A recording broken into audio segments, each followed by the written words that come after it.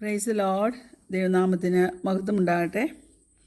എല്ലാ പ്രിയപ്പെട്ടവർക്കും കർത്താവായ യേശുക്രിസ്തുവിന്റെ നാമത്തിൽ ഞാൻ എൻ്റെ സ്നേഹവന്ദനങ്ങളെ അറിയിക്കുന്നു. നിൻ്റെ ജീവിതത്തെക്കുറിച്ച് ദൈവത്തിന് ഒരു പ്ലാനുണ്ട്. ആ പ്ലാൻ എന്തുവാണെന്ന് ദൈവത്തിലെ നിനക്ക് അറിയാമോ? യേശുക്രിസ്തുവിനെ ഫോളോ ചെയ്യുന്ന മിക്കവരുടെയും ജീവിതത്തിലെ ഒരു ചോദ്യമാണിത്. എൻ്റെ ജീവിതത്തെക്കുറിച്ച് ദൈവത്തിന് എന്ത് പ്ലാനാണ് ഉള്ളത്? എന്നാൽ നമ്മൾ സത്യസന്ധരാണെങ്കിൽ ദൈവത്തിൻ്റെ പ്ലാന് നമ്മുടെ ജീവിതത്തെക്കുറിച്ചുള്ളതിൻ്റെ ഒരു ഐഡിയ തീർച്ചയായിട്ടും അല്പം ഓവർവെൽമിംഗ് ആയിരിക്കും. എനിവേ, നമ്മൾ ആരും ചിന്തിക്കുന്നത് പോലെ ദൈവത്തിൻ്റെ പ്ലാന് കോംപ്ലിക്കേറ്റഡ് ആയിരിക്കത്തില്ല. നാം ഇമാജിൻ ചെയ്യുന്നതിനെ കഴിഞ്ഞ് ഒക്കെ വളരെ നല്ലതായിരിക്കും. ഇന്ന് അല്പം നേരത്തെ ചിന്തയ്ക്കായിട്ട് ഉൽപ്പത്തി പുസ്തകം 12-ാം അധ്യായം അതിൻ്റെ 3-ാം വാക്യം, നിന്നെ അനുഗ്രഹിക്കുന്നവരെ ഞാൻ അനുഗ്രഹിക്കും, നിന്നെ ശപിക്കുന്നവരെ ഞാൻ ശപിക്കും, നിന്നിൽ ഭൂമിയിലെ സകല വംശങ്ങളും അനുഗ്രഹിക്കപ്പെടും. Praise God. പലപ്പോഴും നമ്മുടെ പേരൻസ് അല്ലെങ്കിൽ നമ്മളുടെ നന്മയെ ആഗ്രഹിക്കുന്ന മുതിർന്നവർ ദൈവത്തിൻ്റെ പ്ലാൻ ഇങ്ങനെയാ കുഞ്ഞെ നിന്നെക്കുറിച്ചെന്നൊക്കെ പറഞ്ഞ് നമ്മെ എൻകറേജ് ചെയ്യാറുണ്ട്. എന്നാൽ നാം സത്യസന്ധരാണെങ്കിൽ നാം അതിലേക്ക് ശ്രദ്ധ തിരിക്കും. എന്നാൽ ഒരു കാര്യം ഓർത്തോണം, ഒരിക്കലും ദൈവത്തിൻ്റെ പ്ലാൻ നമ്മെക്കുറിച്ചുള്ളത് കോംപ്ലിക്കേറ്റഡ് ആയിരിക്കത്തില്ല. പഴയ നിയമത്തിൽ നമ്മൾ അബ്രഹാമിൻ്റെ ചരിത്രം കാണുന്നുണ്ട്. ഉൽപ്പത്തി പുസ്തകം 12:1 അബ്രഹാമിനോട് യഹോവ പറഞ്ഞു, യഹോവ അബ്രഹാമിനോട് അരുളി ചെയ്തെന്നാൽ, നീ നിൻ്റെ ദേശത്തെയും ചാർച്ചക്കാരെയും പിതൃഭവനത്തെയും വിട്ട് പുറപ്പെട്ട് ഞാൻ നിന്നെ കാണിപ്പാനിരിക്കുന്ന ദേശത്തേക്ക് പോകാം. ഒരു സ്കെയറിയായിട്ട് തോന്നുന്നുണ്ടായിരിക്കും അല്ലേ? എന്നാൽ 12:4 നോക്കിക്കേ, യഹോവ തന്നോട് കൽപ്പിച്ചതുപോലെ അബ്രഹാം പുറപ്പെട്ടു.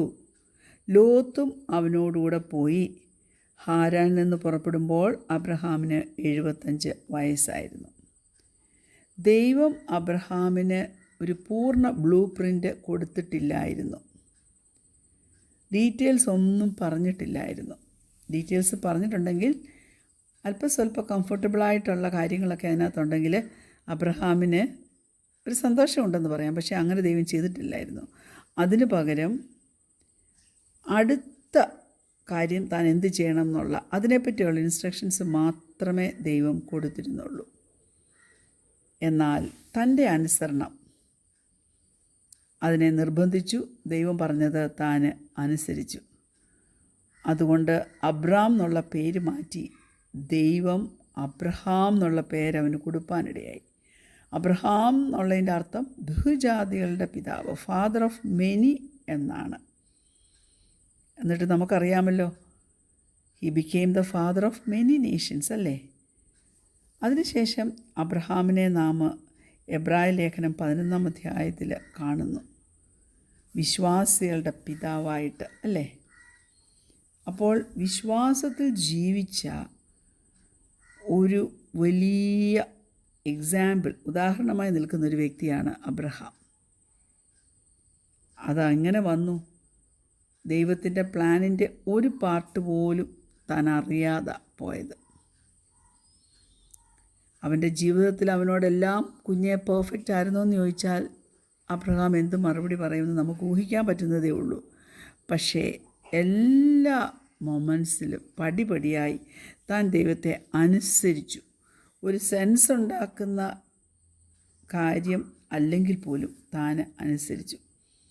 അതുപോലൊക്കെ തന്നെ കുഞ്ഞെ ദൈവം നമ്മുടെ ജീവിതത്തിൽ പ്രവർത്തിക്കുകയും അവൻ്റെ പ്ലാന് ദൈവം തൻ്റെ വചനത്തിൽ കൂടെ നമുക്ക് വെളിപ്പെടുത്തി തന്ന് അടുത്ത സ്റ്റെപ്പ് എങ്ങനെ വെക്കണം എന്നുള്ള ഗൈഡൻസ് നമുക്ക് തരികയും ഒക്കെ ചെയ്തുകൊണ്ട് ഇരിക്കുന്നത്. That's all God's plan really is. അപ്പോൾ നെക്സ്റ്റ് സ്റ്റെപ്പ് എന്താണെന്നുള്ള ദൈവം നമുക്ക് എപ്പോഴും കാണിച്ചു തരും. സങ്കീർത്തനം 119:105 പറയുന്നുണ്ട്, യഹോവയുടെ വചനം എൻ്റെ കാലിന് ദീപവും എൻ്റെ പാതയ്ക്ക് പ്രകാശവും ആകുന്നു. നമ്മൾ ബെഡ്റൂമിൽ വെക്കുന്ന പോലെ, ബെഡ്റൂമിന് മുഴുവൻ ലൈറ്റ് കിട്ടുന്നത് പോലെയുള്ള ഒരു ലാമ്പിൻ്റെ കാര്യമല്ല അവിടെ പറയുന്നത്. ഈ വാക്യം റെഫർ ചെയ്യുന്നത് ഒരു ചെറിയ കാൻഡിലായിരിക്കും. ഒത്തിരി ലൈറ്റൊന്നും അത് പുറത്തേക്ക് തന്നില്ല എന്നിരിക്കും. പക്ഷേ നമ്മുടെ മുമ്പിൽ straight in front of us എന്താണ് എന്നുള്ളത് ആ ലാമ്പ് നമുക്ക് വെളിപ്പെടുത്തി തരും. ആ വചനം നമുക്ക് വെളിപ്പെടുത്തി തരും. ആ ആലോചന നമുക്ക് വെളിപ്പെടുത്തി തരും. അല്ലാണ്ട് കറുത്തിരുണ്ട ഒരു പാതയിൽ കൂടി ഒരിക്കലും ദൈവം നമ്മെ നടത്തത്തില്ല. പക്ഷേ നമുക്ക് മുന്നിൽ പോകേണ്ട ഫ്യൂ സ്റ്റെപ്സ് തീർച്ചയായിട്ടും ദൈവം കാണിച്ചു തരും. നമ്മുടെ ജീവിതത്തിലും അങ്ങനെ തന്നെ. അബ്രഹാമിനോട് ദൈവം എങ്ങനെ ഇടപെട്ടോ അതുപോലെ ഇടപെടുന്നത്. ചില കാര്യങ്ങൾ ചെയ്യുവാൻ തക്കൊണ്ട് നമുക്ക് ഇൻസ്ട്രക്ഷൻസ് തരും. പക്ഷേ അതിൻ്റെ എൻഡ് റിസൾട്ടൊന്നും ദൈവം നമ്മെ കാണിക്കത്തില്ല. അങ്ങനെ ദൈവം ചെയ്തിരുന്നെങ്കിൽ നമ്മൾ ദൈവത്തിൽ ആശ്രയിച്ച് ദൈവത്തിൽ വിശ്വസിച്ച് നമ്മുടെ ജീവിതം മുന്നോട്ട് കൊണ്ടുപോകത്തില്ലായിരുന്നു. Praise God. എന്നാൽ എല്ലാ ക്രിസ്തീയ വിശ്വാസികളും ക്രിസ്തുവിനെ അനുകരിക്കുന്നവരോട് ദൈവത്തിന് വചനത്തിൽ കൂടെ സംസാരിക്കുവാൻ ഇഷ്ടമാണ്. എന്നിട്ട് 1 സ്റ്റെപ്പ് അറ്റ് എ ടൈം എങ്ങനെയാണെന്നുള്ളത് അവൻ നമുക്ക് കാണിച്ചു തന്നുകൊണ്ടുമിരിക്കും. ദൈവത്തിലെ അത് ഫോളോ ചെയ്യുവാൻ നിനക്ക് മനസ്സുണ്ടോ? God's plan for your life is more about who you are than what you do. നീ എന്ത് ചെയ്യണം? ചിലപ്പോൾ ഒത്തിരി ക്വസ്റ്റ്യൻസ് നീ ചോദിച്ചിട്ടുണ്ടായിരിക്കും. തന്നെയുമല്ല, ജീവിതത്തിൽ ഒരു മേജർ ലൈഫ് ഡിസിഷൻ എടുക്കേണ്ടി വരുമ്പോൾ ചോദ്യങ്ങൾ ഒന്നിനു പുറകെ ഒന്നായിട്ട് ദൈവത്തിലെ നിൻ്റെ ഹൃദയത്തിൽ വരും അല്ലേ? കോളേജിൽ എവിടെ പോകണം? ഏത് കാരിയർ പിക്ക് ചെയ്യണം? ഇതൊക്കെ നമ്മുടെ ജീവിതത്തിൽ നാം സാധാരണ ചോദിക്കുന്ന ചോദ്യങ്ങളാണ്. Praise God. നമുക്കറിയാം, ഒരു റിലീജിയസ് ലീഡർ യേശുവിൻ്റെ അടുത്ത് വന്ന് ഒരു ചോദ്യം ചോദിച്ചു. നാം അത് കാണുന്നത് മത്തായിയുടെ സുവിശേഷം 22-ാം അധ്യായം അതിൻ്റെ 36-ാമത്തെ വാക്യത്തിലാണ്. Matthew chapter 22 verse 36. ഗുരു, ന്യായപ്രമാണത്തിൽ ഏത് കൽപ്പന വലിയത് എന്ന് ചോദിച്ചു. അതിൻ്റെ തൊട്ടടുത്ത് യേശു കർത്താവ് കൊടുക്കുന്ന മറുപടി നമുക്ക് കാണാം. Mathew 22 versus 37, 38 and 39. യേശു അവനോട്, നിൻ്റെ ദൈവമായ കർത്താവിനെ നീ പൂർണ്ണ ഹൃദയത്തോടും പൂർണ്ണാത്മാവോടും പൂർണ്ണ മനസ്സോടും കൂടെ സ്നേഹിക്കണം. ഇതാകുന്നു വലിയതും ഒന്നാമത്തേതുമായ കൽപ്പന. രണ്ടാമത്തേത് അതിനോട് സമം. കൂട്ടുകാരനെ നിന്നെപ്പോലെ തന്നെ സ്നേഹിക്കണം. അതായത് വലിയ കമാൻഡ്മെൻറ്റ്, വലിയ കൽപ്പന, ഗ്രേറ്റസ്റ്റ് കമാൻഡ്മെൻറ്റ്. എന്നിട്ട് പറയാം രണ്ടാമത്തേത് ഈക്വലി ഇമ്പോർട്ടൻ്റാണ്, അതായത് അതിനോട് സമം തന്നെ ആണെന്ന്. ദൈവ പൈതലേ, നമ്മുടെ ജീവിതത്തിൽ ദൈവത്തിൻ്റെ പ്ലാൻ എന്തെന്ന് നാം ഫിഗർ ഔട്ട് ചെയ്യാൻ തുടങ്ങുമ്പോൾ യേശു കർത്താവ് പറഞ്ഞ ഈ 2 കാര്യം നമ്മുടെ ഹൃദയത്തിൽ നമുക്ക് വേണം. എന്തോ യേശു കർത്താവ് അവിടെ ഉത്തരം കൊടുത്ത ഒന്ന്, ലവ് ഗോഡ്, ദൈവത്തെ സ്നേഹിക്കുക എന്നുള്ളത്. രണ്ടാമത് പറഞ്ഞ ലവ് അതർ പീപ്പിൾ, അതായത് മറ്റുള്ളവരെ നാം സ്നേഹിക്കുക എന്നുള്ളത്. ഇപ്പോൾ നിങ്ങൾ ചിന്തിക്കുന്നുണ്ടായിരിക്കും, ഇതൊരു വലിയ കാര്യം തന്നെ അല്ലേ? എനിക്ക് എങ്ങനെ അറിയാൻ പറ്റും? കോളേജിലെവിടെ പോകണം, കരിയർ എന്ത് പിക്ക് ചെയ്യണം എന്നുള്ളതൊക്കെ ഞാൻ എങ്ങനെ അറിയും? ശരി, അതൊരു ഫെയർ ക്വസ്റ്റ്യൻ തന്നെ. ഞാൻ പറയട്ടെ, കുഞ്ഞെ, നീ യേശു കർത്താവിനെ ഫോളോ ചെയ്യുന്ന ഒരു വ്യക്തിയാണെങ്കിൽ നിൻ്റെ ചുറ്റുമുള്ളത് ഗോഡ്ലി പീപ്പിളാണ്, ദൈവീയമായിട്ടുള്ള ആൾക്കാർ ആണെങ്കിൽ തീർച്ചയായിട്ടും പരിശുദ്ധാത്മാവ് നിൻ്റെ ഡിസിഷൻസിനെ ഗൈഡ് ചെയ്യുവാൻ തക്കവണ്ണം സഹായിക്കും. Praise God.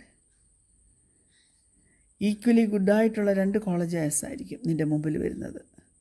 അപ്പോൾ നീ ചോദിക്കും, കർത്താവേ, ഇതിനകത്ത് ഏതിലാണ് ഞാൻ പോകേണ്ടത്? നമ്മൾ പുറകോട്ടൊന്ന് പോക്കിക്കേ.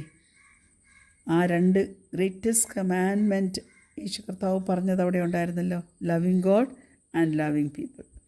ഞാൻ ചോദിക്കട്ടെ, can you love God and love other people at both colleges?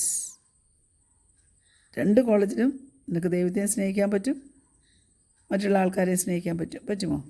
അതിൻ്റെ ആൻസർ യേസ് ആണെങ്കിൽ നീ ഏതാണ് ചൂസ് ചെയ്യുന്നതെന്നുള്ളതിന് വലിയ മാറ്റർ അല്ല അത് കേട്ടോ. ദൈവത്തിലേ, ദൈവത്തിന് either പ്ലേസിലും നിന്നെ യൂസ് ചെയ്യാനായിട്ട് പറ്റും. ഫ്യൂച്ചർ ഡിസിഷനെക്കുറിച്ച് എന്തെങ്കിലും എടുക്കേണ്ടി വരുമ്പോൾ ദൈവം നമുക്ക് എപ്പോഴും യെസ് അല്ലെങ്കിൽ നോ എന്ന ഉത്തരം തന്നിരിക്കണമെന്നില്ല. അങ്ങനെ തന്നാൽ അത് കൺഫ്യൂസ് ആകും അല്ലേ? പക്ഷേ മനസ്സിലാക്കണമേ, God's plan for your life is more about who you are becoming than what you are doing. ദൈവത്തിൻ്റെ പ്ലാനിൻ്റെ അന്ത്യത്തിൽ നീ ആരായിത്തീരുമെന്നുള്ളതിന് വലിയ പ്രാധാന്യമുണ്ട്, അല്ല നീ ചെയ്യുന്ന ചിലതിനെക്കുറിച്ച് അല്ല. ദൈവസന്നിധിയിൽ സമർപ്പിച്ചു കൊടുക്കുക.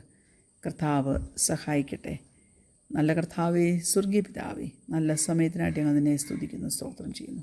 ഞങ്ങളെങ്ങനെയായിത്തീരണം, ആരായിത്തീരണം എന്നുള്ളത് കർത്താവേ നിൻ്റെ കൺസേണാണ്. ഇത് ഞങ്ങൾ മനസ്സിലാക്കുന്നു.